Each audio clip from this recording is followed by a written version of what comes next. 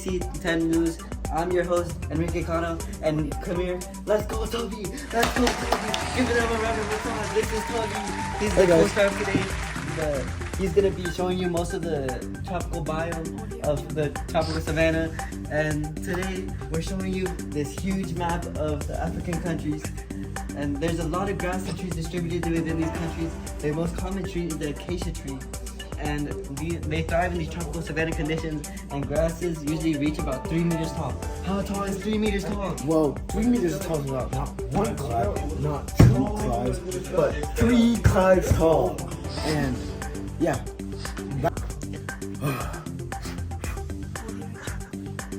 Alright, so like I said earlier, we are based in Mali, but we also have different news stations in countries along the tropical savanna region.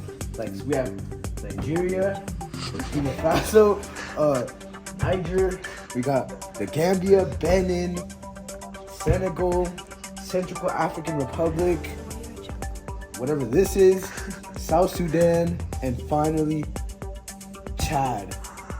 But if you want exact coordinates like the hit game Minecraft, that actually just came out with an amazing movie. Check it out, link in bio. Make sure to use code Anyways, it's 10 degrees north latitude and the prime meridian longitude, which is also known as 0 degrees longitude. The climate is also a wet, dry, tropical climate. The weather conditions are hot season round, so make sure to pack extra sunscreen and those shades. Rainfall, on the other hand, only occurs a few months each year, so the plants would have a lot of gratitude toward the earth. The dry season lasts much longer than the wet season. The wet season lasts for about 3 to 5 months. Meanwhile, the dry season lasts for 5 to 7 months. Now you might expect rain to fall, and it does from time to time. The precipitation ranges from 80 to 156, 7-ish centimeters. They could go as low as shedding high of 50 centimeters. Now, they not like us, but we adapted to the temperature in the savannah. The monthly temperatures are around from 50 to 68 in the dry season and 60 to 68 in the wet season, from what I'm pointing at right here. And you might want to turn the TV off. After this section, there are many natural disasters that happen throughout the savannah. Dry season fires, droughts, tropical storms, earthquakes, flooding, and a stampede.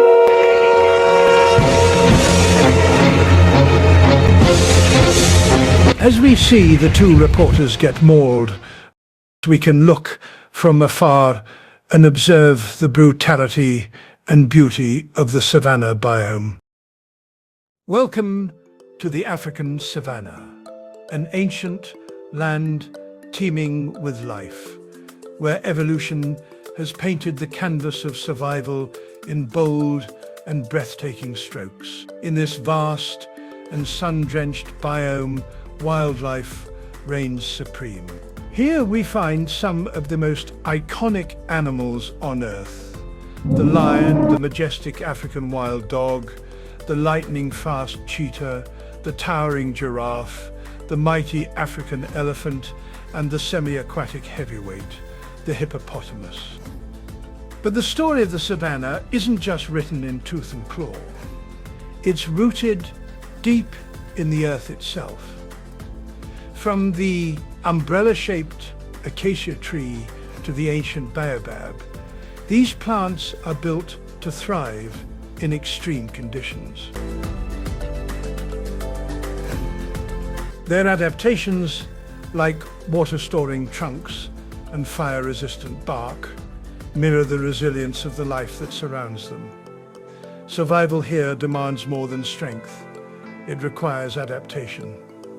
The elephant, with its enormous ears, dissipates heat with every flap.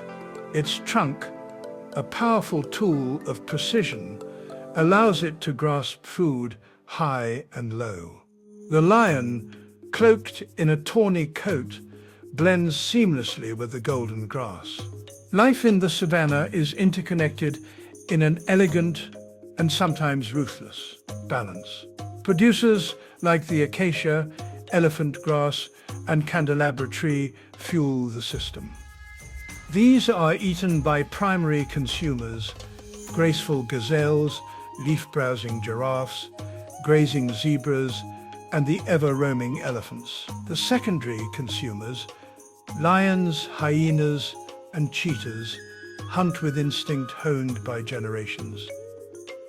At the top, tertiary consumers such as hyenas and vultures scavenge what's left, completing the cycle of life and death. But this fragile ecosystem is under threat.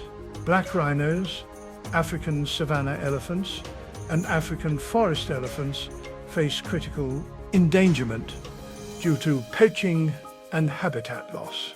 Conservation efforts, ranging from protected reserves to international bans on ivory, are racing against time to preserve these ancient giants.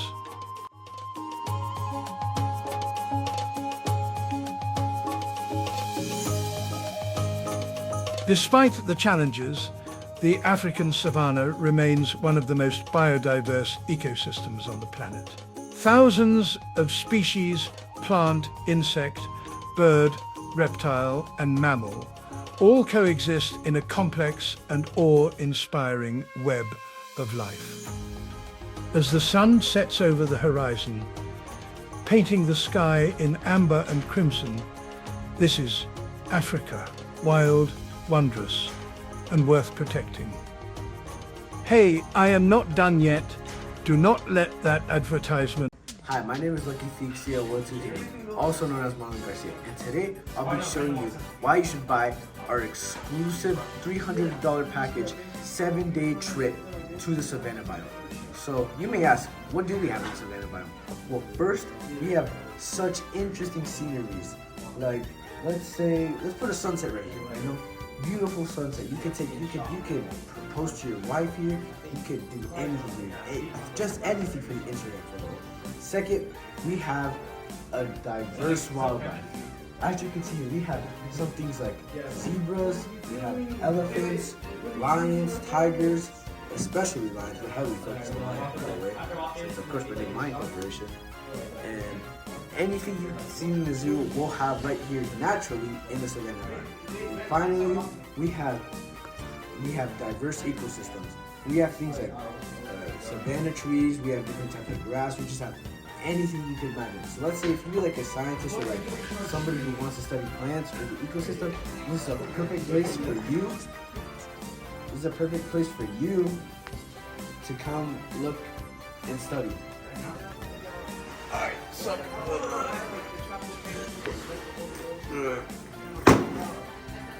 okay, so that is what the supplies I bring to the tropical savanna. Now, you may be asking me, what will we need to the tropical savanna? Well, you'll need, for attire, you need long, dry clothing, a wide brim hat, like you see those TV shows where they have the net and everything, sunglasses to protect your eyes from the sun, obviously, a water bottle in case you get like dehydrated since it's really hot in the tropical savanna, and finally, sunscreen so then you don't get sunburn or get skin cancer. So now that you're here, you might be wondering, what do you want to do here? Well, you should bring your friends and family because you can do a lot of things here. So first, you could go sightseeing at very beautiful sceneries here in this tropical savanna. We have like things like this landmark, or especially things like this. This one I would really recommend because it is just you need to go here. Second, you could go on a safari. We have Jeep Grand Cherokees built specifically for these safaris.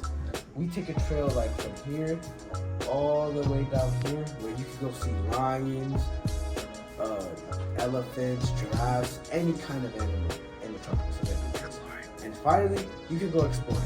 If you want to stretch your legs and just not be in the Jeep anymore, you could go out as long as you stick to one of our tour guides and go explore the tropical savanna yourself. As long as you don't touch anything or just mess anything up, then you're fine. Even though we have beautiful things over here that we made and what Mother Nature made, we also have some negative effects to it because obviously we made a disturbance. So first, poaching. Poaching is a huge problem because it kills off the animals needed in the ecosystem. For example, rhinos. Rhinos are really hard to find nowadays because of so much poaching. They're usually wanted because of their horns, and poachers killing them makes them really scarce, which then could disrupt the ecosystem. Next, we have global warming. Global warming can raise the temperatures really high and also increased water levels.